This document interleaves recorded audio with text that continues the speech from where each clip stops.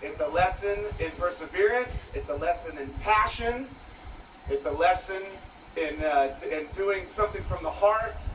And I feel like tonight, for the second time in my life, I'm in the right place at the right time because...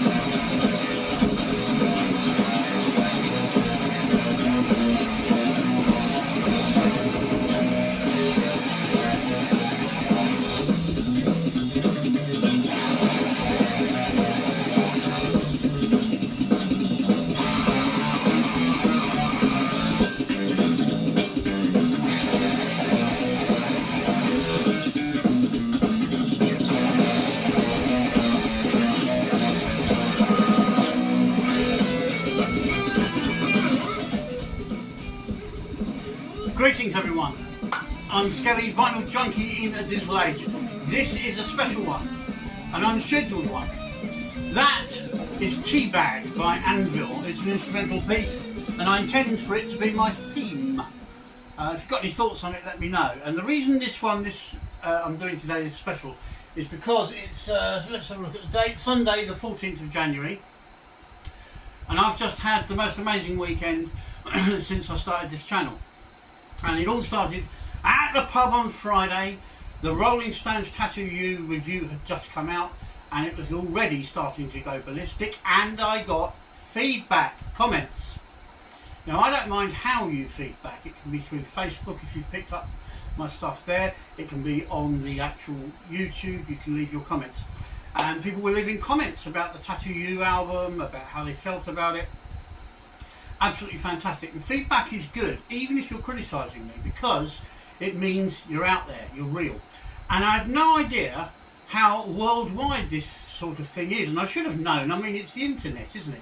It's everywhere, it's all over the world. But I'm starting to realise that now. We had somebody contact from Indiana in America saying they liked the creativity of the channel. I want to give a shout out to Jeffers, mate of mine who watches it avidly. I've also got to apologise to another mate off the Slade forum that I'm a member of, Lassie.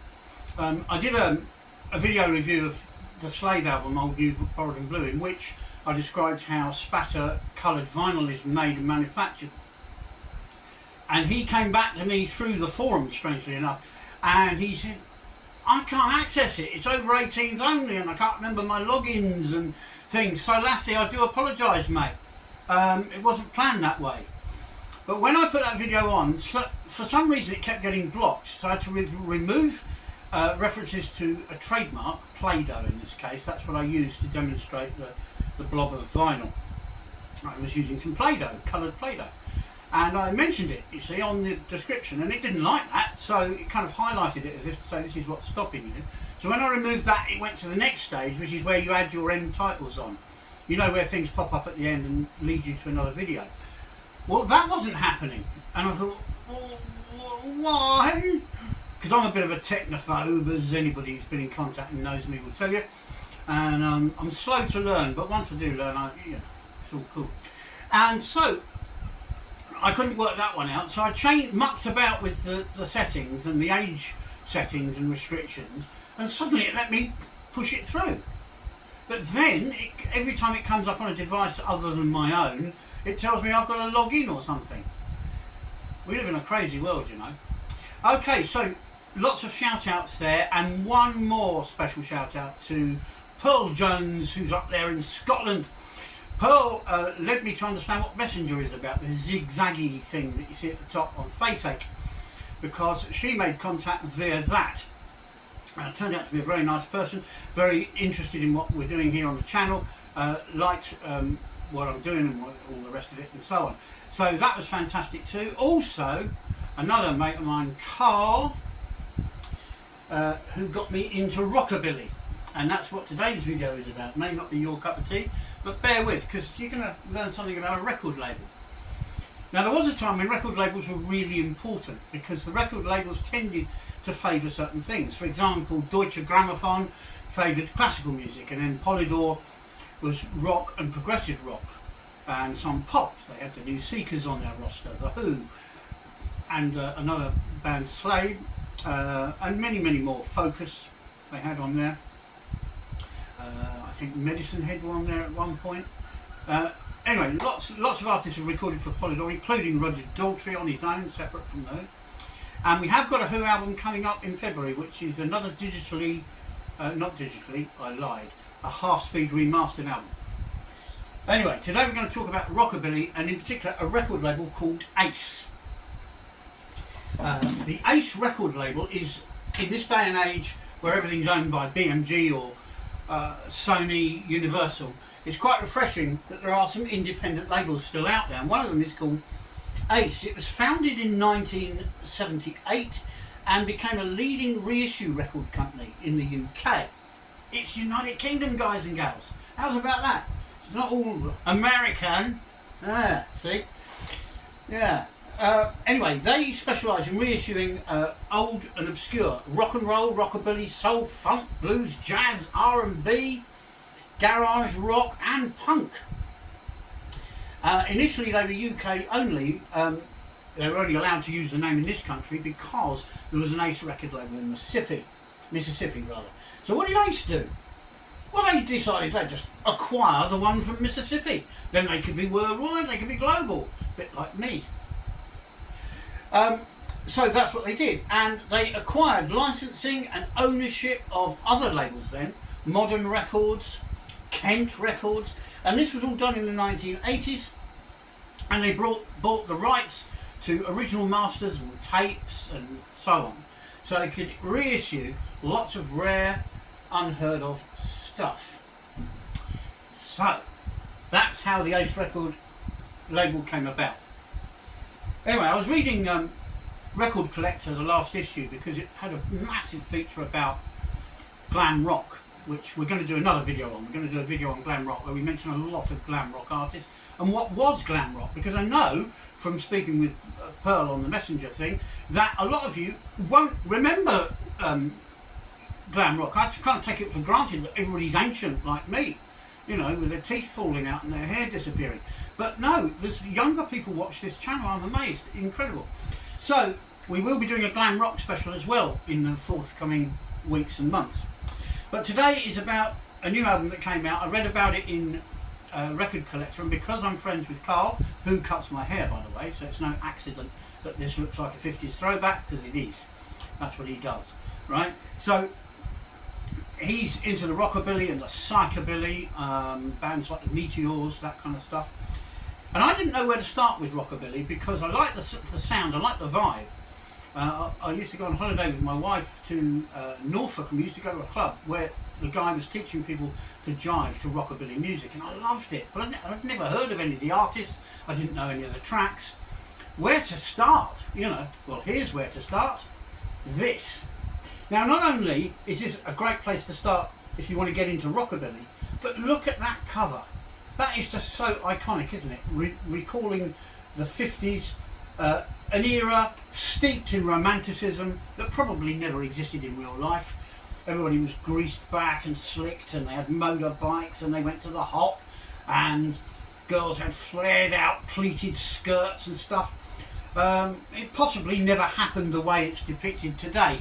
There's a lot of nostalgic romanticism about things from the past, me included. When I look back at the 70s, when I was a teenager, it's with a lot of misty-eyed, rose-tinted glasses, I'll tell you now.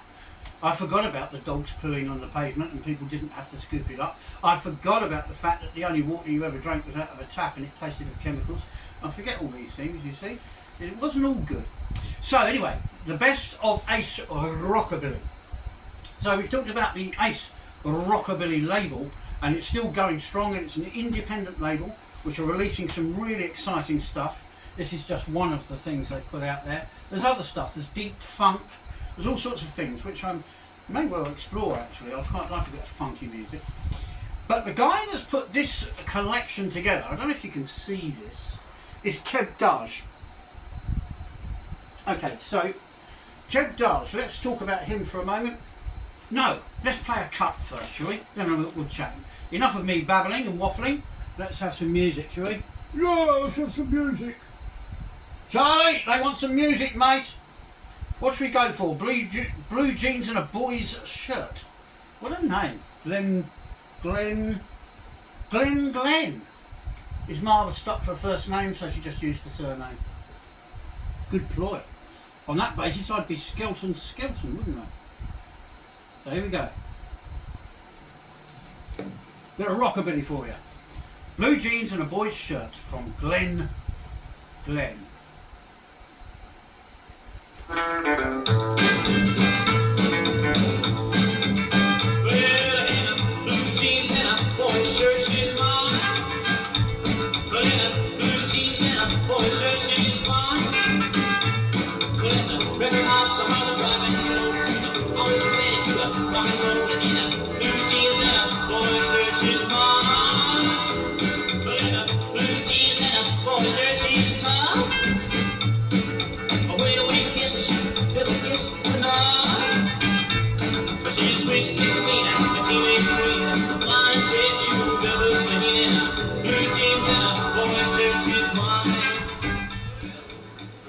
Right, really cool twangy stuff, and you may remember, those of you that were with me, in the 70s Dave Edmunds did a lot of guitar twangy albums of stuff like this. So that was Blue Jeans and a Boy's Shirt from Glenn, and the back of the cover is chock-a-block with notes about every single track. This guy KEB DARGE really goes to town to find rare cuts for us to listen to, and each one has a detailed note with it telling you what it's all about. Too much for me to read out all in one go, I'm afraid, but here's a brief history of KEB DARGE, who put this record together. So, KEB DARGE is an international DJ. He's in his 60s like me, and he got into this music when his Japanese girlfriend took him on a rockabilly night out in 1989. So KEB specialises in hunting down very rare music, particularly rockabilly stuff.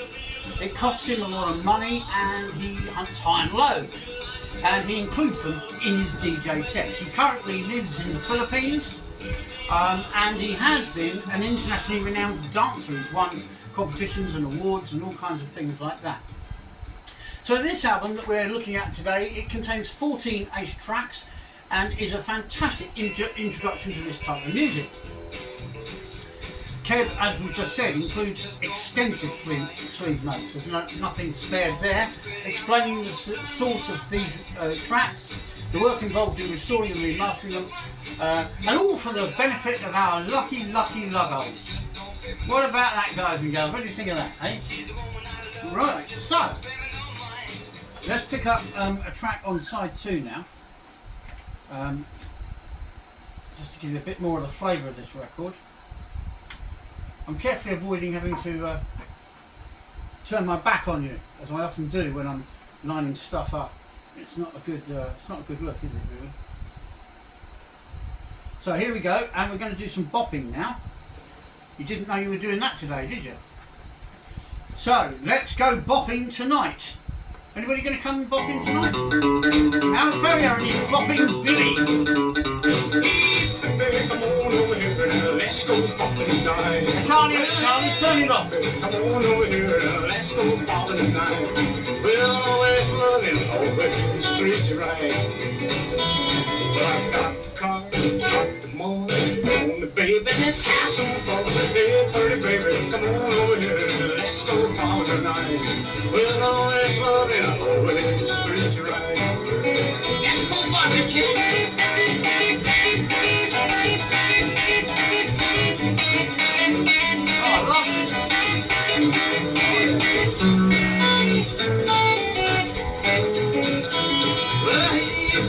Come on over here,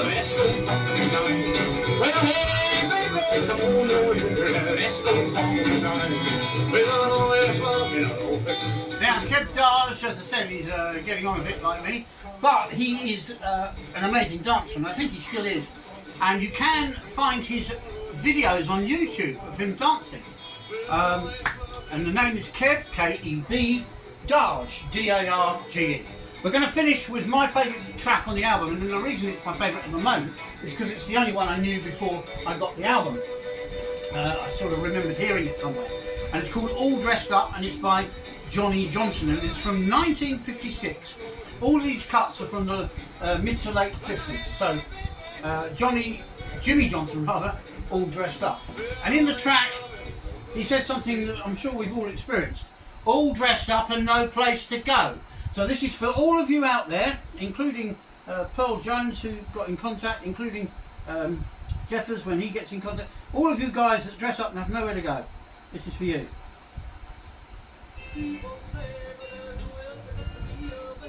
I think that's the end of a track there.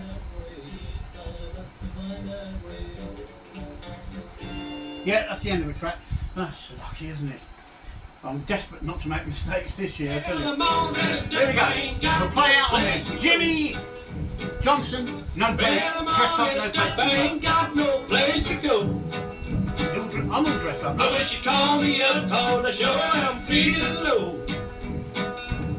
Got my shoes all shiny, got my hair all combed down slick.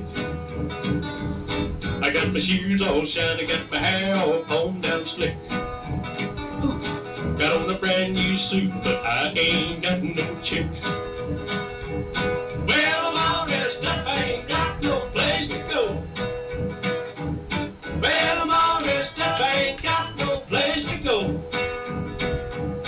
I wish you'd call me up, cause I sure am feeling low. Yeah. All dressed up, look.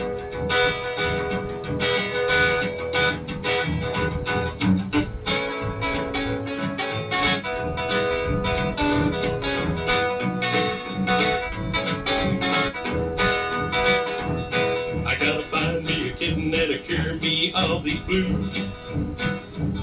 I gotta find me a kitten that'll cure me of these blues. To mess up my hair and knock the shine off of my shoes. Shiny shoes. Well, I'm all dressed up, I ain't got no place to go.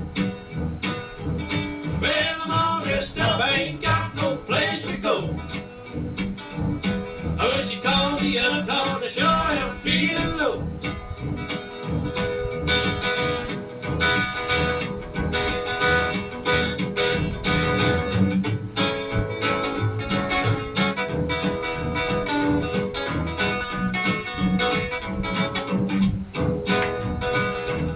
If I had a little mama, I'd be out on the town. If I had a little mama, I'd be out on the town. On Tomcat Corner where all the cats hang around. Well, I'm all dressed up, I ain't got no place to go. Well, I'm all dressed up, I ain't got no place to go. I wish you'd call me up and sure I'm feeling low. I wish you'd call me up, cause I sure am feeling low. Keep on rocking, everybody, whatever you're into, and thanks for all your comments, feedback, and getting in touch. Keep it going.